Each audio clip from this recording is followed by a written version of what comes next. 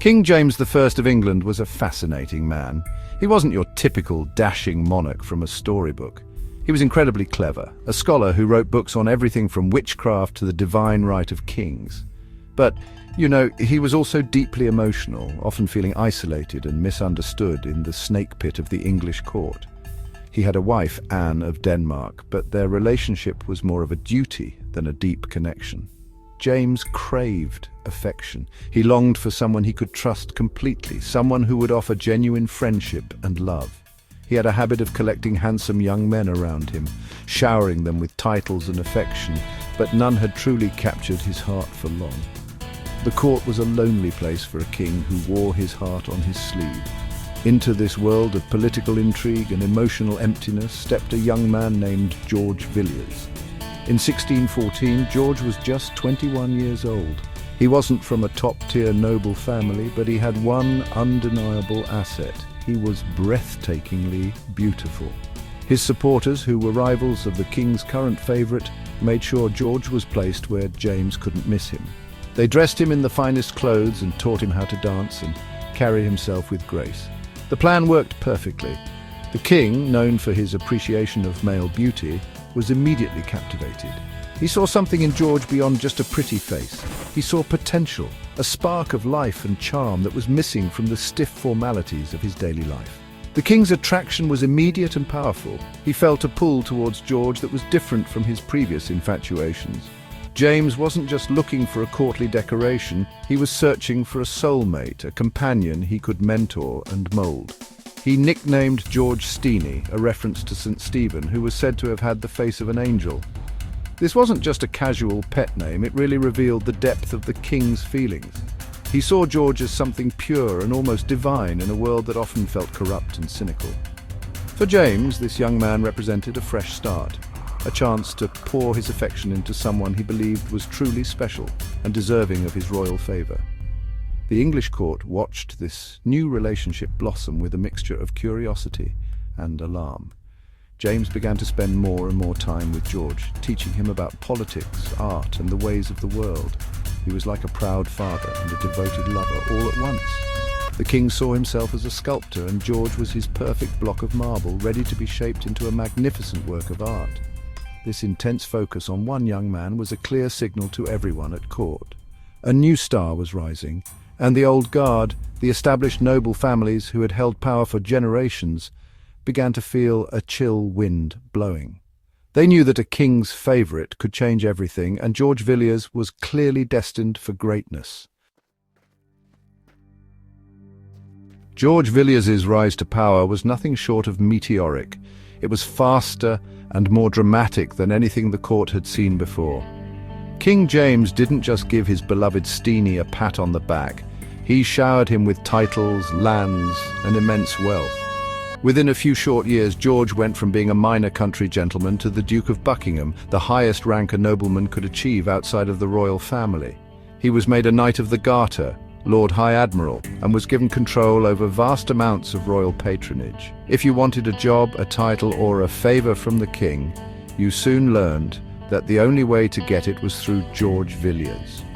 He became the gatekeeper to the king's grace. This extraordinary favoritism was on full public display. The king made no effort to hide his affection for George.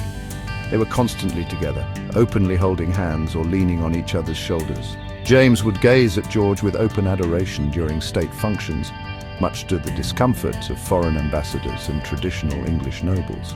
Their relationship was expressed through a flood of extravagant gifts. The king lavished jewels, estates and money on George, ensuring he outshone every other man at court. This wasn't just about private feeling, it was a public performance of power. The king was showing everyone that his love for George was absolute, and therefore George's authority was absolute too. Of course, this did not go down well with the established aristocracy. The great noble families of England had always believed they had a right to advise the king and share in his power. Suddenly they were being pushed aside by a handsome upstart with no great lineage. They watched with gritted teeth as George, a man they considered their social inferior, became the most powerful person in the kingdom besides the king himself. Their jealousy was immense, but it was mixed with genuine fear.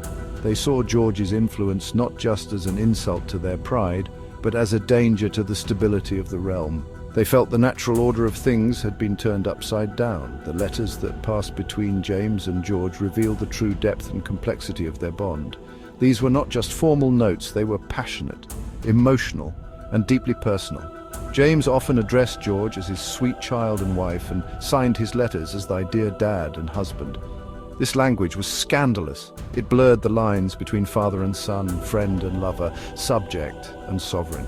While we can't know for certain what happened behind closed doors, these letters suggest a physical and emotional intimacy that shocked many at the time. To their enemies, this was proof that the king was ruled by his passions and that George Villiers had a corrupt and unnatural hold over him. As George's influence grew, it transformed from mere courtly favour into real political power. He wasn't just the king's companion anymore, he was his chief minister in all but name. James trusted George's judgment on matters of state, from domestic policy to foreign affairs. This was a massive problem for many people. Experienced politicians and diplomats were horrified that a young man, famous mostly for his good looks and dancing skills, was now making decisions that affected the entire nation. They believed he was naive, arrogant, and completely unqualified to wield such immense power. The running of the country, they feared, was now in the hands of a king's infatuation, not in the hands of wise and steady counsellors. The relationship faced constant threats from all sides. Rival factions at court, who had lost their influence to George, were always plotting to bring him down. They spread malicious rumours, hoping to poison the king's mind against his favourite. Whispers of George's arrogance, his greed, and his supposed affairs with women circulated endlessly. There were also more serious threats. Political conspiracies swirled around them, especially concerning England's foreign policy. The proposed Spanish match, a plan to marry James's son, Prince Charles, to a Spanish princess, was deeply unpopular in Protestant England. George championed the plan, and when it failed spectacularly after a disastrous trip to Madrid, it made him powerful enemies and damaged his reputation significantly. The scandal surrounding their relationship was relentless. In an age of pamphlets and public gossip, stories about the king and his steenie were hot topics. Their intimate letters, if ever leaked, would have been explosive.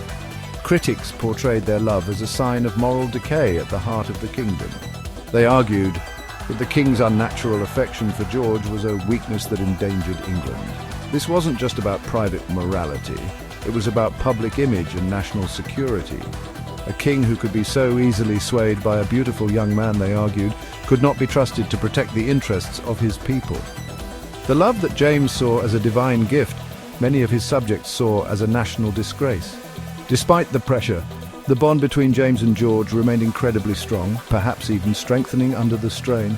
James was fiercely protective of his favourite. He defended George against all his critics, dismissing their complaints as the grumblings of jealousy. For the king, any attack on George was an attack on his own judgment and his royal authority. He had chosen George, and he would stand by him. This unwavering loyalty only made their enemies more desperate.